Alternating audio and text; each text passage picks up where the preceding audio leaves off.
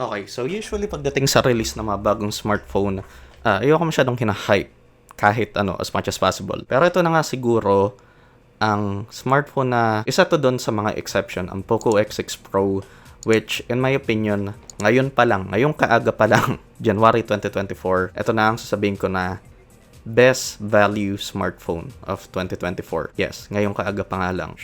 Bakit? Kasi for what you're paying for this smartphone, you're getting way so much value. Kahit palagay na natin hindi mo makuha to sa early bird price na 15,240 or eventually magiging sale price niya, kahit sa MSRP neto na 16,999, sobrang steal pa din ng POCO X6 Pro at that price. So yeah, ito nga ang full review ko sa POCO X6 Pro after 1 week. And of course, before I begin, ito nga ang full specs ng POCO X6 Pro.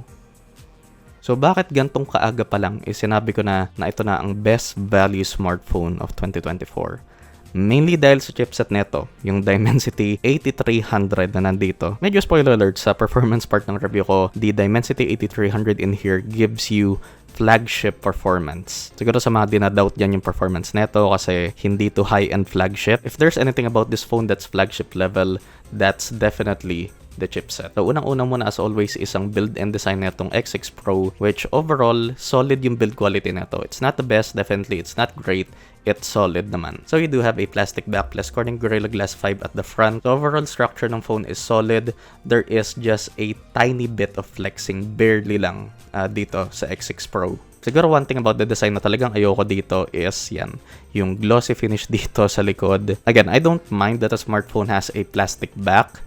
Just make it a matte finish or a non-reflective finish, please. Kaya nga, sobrang fingerprint magnet neto. Pero maganda naman, kahit papano, is POCO gives you this free case na it's actually quite nice. So yan siya, very nice. Ewan ko sa inyo, but that looks, yeah, really nice. And highly recommended ko din sa inyo na gumamit kayo ng case dito kasi again, plastic back to, so it will scratch easily. So we have a triple camera setup which ignore ko yung isa dyan, which is ito, yung macro lens. And of course, ang LED flash. Kasi usually pagdating sa mga mid-range smartphone or kahit mga budget smartphone, ini-ignore ko automatically yung macro lens. Like, it doesn't really make sense. Like, I would be happy kahit na dual cameras lang yan, yung main sensor and yung ultra-wide, tapos yung flash, ilipat nyo nila siguro dito para magmukhang iPhone. Ewan ko kung gusto ng POCO yung ganon, yung magmukhang iPhone yung phone nila. But yeah, yan nga yung POCO branding, 64 megapixel OIS, tapos yung 5G branding dito. Sa right side ng phone, we have the power button tapos ang volume rockers above that, which are nice and clicky, tapos clean tayo sa left side, nothing there. Sa top ng phone, we do have the top speaker grill which works in conjunction with the earpiece speakers, tapos ang IR blaster, secondary noise cancelling microphone, and below that, we do have the SIM card tray which houses 2 SIM cards. No micro SD card expansion, unfortunately. Main microphone, USB Type-C charging port, and the bottom firing speakers. Tapos at the front, siguro ang pinakagusto ko about the design of the X6 Pro is ang sexy ng bezels niya. Yung top bezel, side bezels.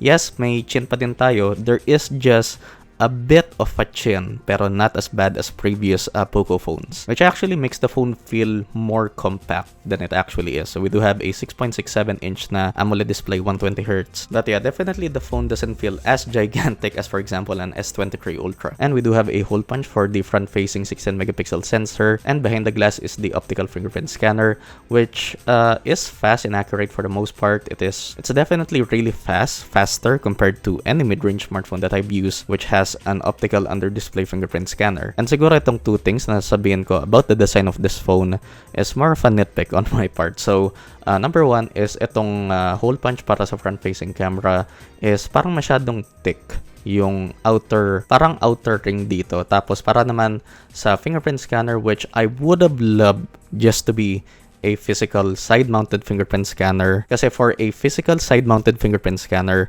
makakapag-add ka ng functionality doon.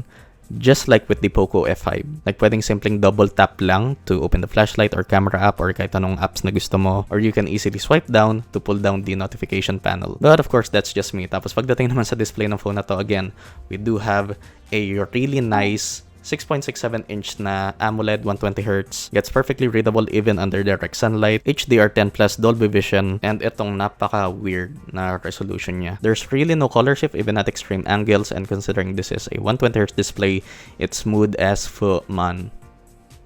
Yeah. And usually pagdating sa mga cheaper smartphones with AMOLED displays is for some reason sobrang weird ng colors niya. Like, parang may yellowish hint siya or sobrang oversaturated niya, pero ito, tama lang. Hindi siya oversaturated at all. And yes, alam ko, dapat punchy talaga colors ng AMOLED display, but in this display, it's just right. And I can confidently say na close to flagship grade yung display dito sa X6 Pro. And moving on naman sa cameras na itong POCO X6 Pro, which nung una kong narinig to, iniisip ko for sure this is one thing na magko-compromise ang POCO since sa sobrang halimo ng chipset neto, siguro pretty much everything else is magko-compromise sila. But surprisingly good for the price yung cameras dito sa X6 Pro. So you do have a 64 megapixel main sensor with OIS, 8 megapixel ultra-wide, and 2 megapixel macro. Tapos sa front, we do have a 16 megapixel front-facing camera. Pictures taken in good lighting are quite good. You get good detail, good colors that aren't too oversaturated but still just a bit oversaturated. And also good dynamic range. And surprisingly also, this phone actually has a pretty good ultra-wide cam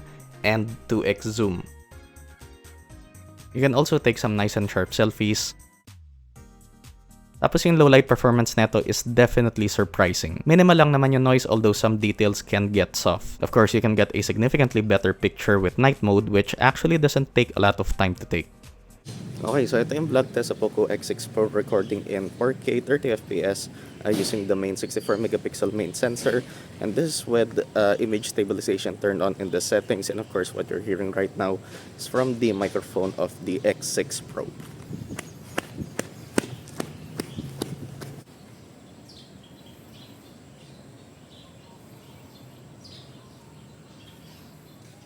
Tapos, ito naman yung vlog test using the front-facing 16 megapixel sensor recording in 1080p 30fps as yun lang yung kakayahan ng front-facing camera neto. Although, kaya mo naman mag-record sa 1080p 60fps.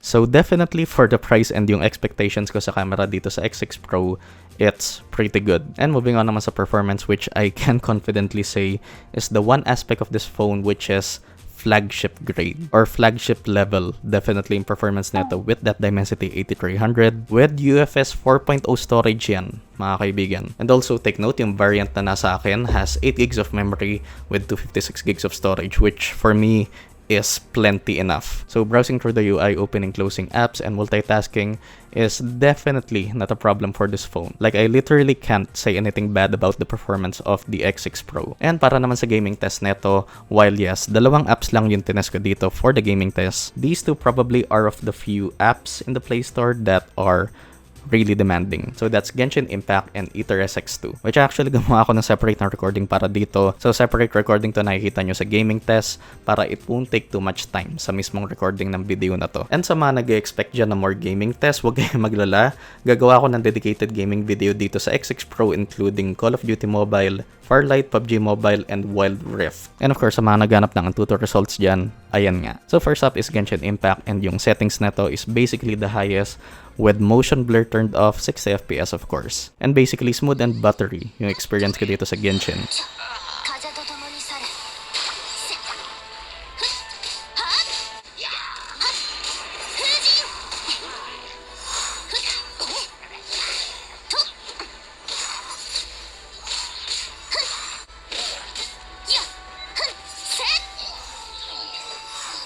And after about 30 minutes to 1 hour of gaming is ito na ang highest temp na nakuha ko dito, which is 41 degrees Celsius.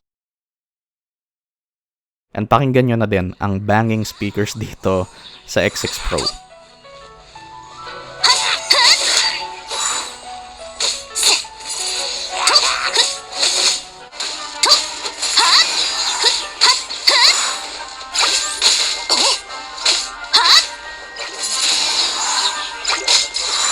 And usually sa mga gantong mid-range cheaper smartphones is mas mahina yung output from the top speaker kumpara sa bottom speakers, pero in this case, pantay lang sila, nice and loud and doesn't really get distorted. And this is about after 1 hour of playing Genshin, gameplay is still smooth, no thermal throttling at all. And second game or app is Ether SX2 with me testing Need for Speed Most Wanted and Gran Turismo 4. And at least based sa experience ko dito sa Ether SX2, these are two of the more demanding games to run sa app na to. And hindi lang yon, it can run it smoothly with these settings. So, yung map mapping nilagay ko sa full, anisotropic filtering, 6NX, blending accuracy full, plus I enabled FXAA shader. And take note, walang break in between yung test na to.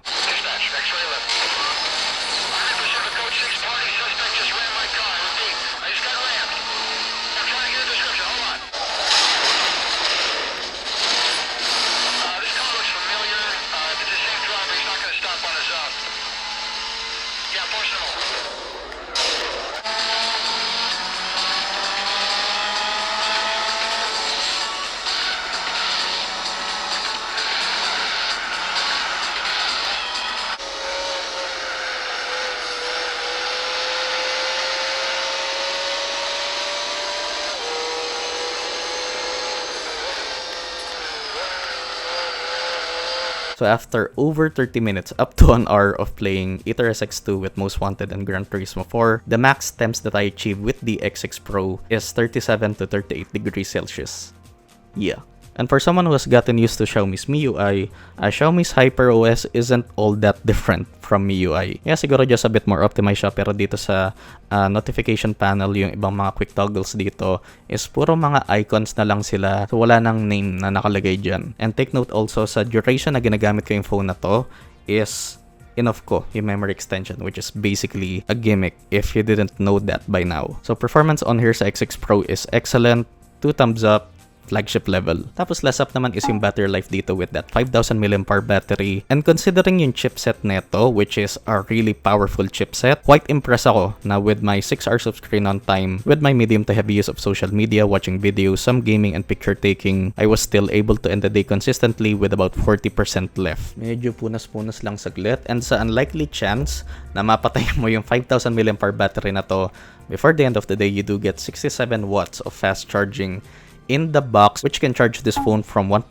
to 100 in just 48 minutes. Yun of course yung experience ko, kasi yung iba mas mabilis yung charging time nila from 1% to 100. And yeah, definitely para sa akin ang POCO X6 Pro ngayong kaaga pa nga lang mga kaibigan is the best value smartphone of 2024. Alas na lang siguro kung may ibang kumpanya na mag-release na smartphone with an 8 Gen 2 siguro, tapos same price lang nito, that would be insane. And pretty much all around there yung phone na to. Like, I really see no weak link sa X6 Pro. Lalo na if performance habol mo sa isang smartphone doing intensive tasks and you're just spending under $400 para dito sa specific 8GB to 56GB variant. Kung sa tingin nyo nakulang, of course, yung 256GB sa inyo is you can upgrade to the 12GB, 512GB version. Still, for $400 for that memory configuration, this phone is still quite insane. And yeah, there's really nothing bad I can say about the X6 Pro. I love this phone. Kinda makes me want to sell my S23 Ultra because for most people,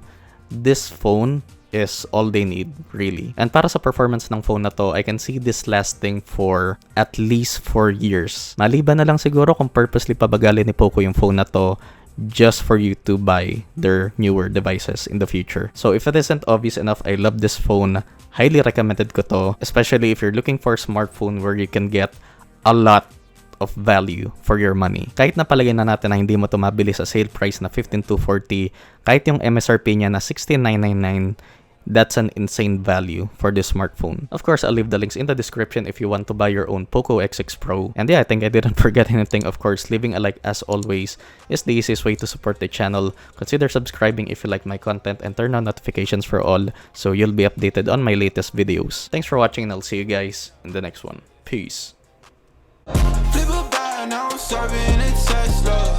Going back, shawty with me, I stepped up. GTA for the ops, ain't no less stuff. Shawty born to be my angel, yeah, I'm blessed up. Cooking right up in the stew, got a cheddar